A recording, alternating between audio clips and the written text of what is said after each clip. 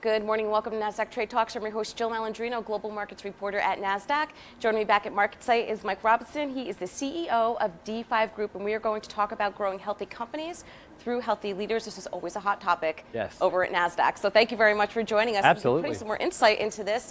So what's the most important ingredient for a healthy team? Good communication, right? I think that obviously if you and I couldn't communicate well, we'd have a breakdown right here.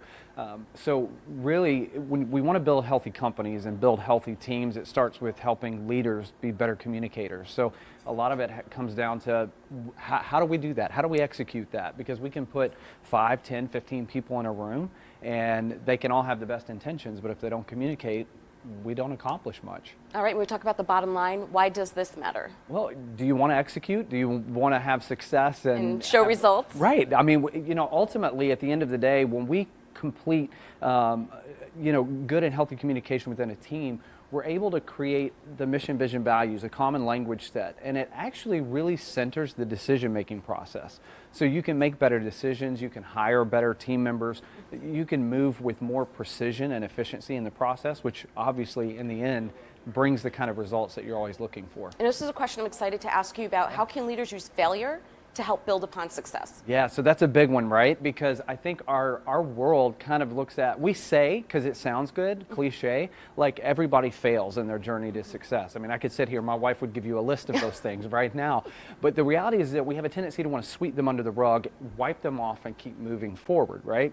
Instead, failure is where we learn. Like, it's a space that we move through, not a place that we get trapped. So a lot of times leaders either get stuck in the failure or they try to ignore it instead of taking in the lessons learned. But through failure, we get stronger, we get smarter, we have more self-awareness, and we're able to really help give value to someone else. All right, and to wrap it up, where have you seen the greatest impact?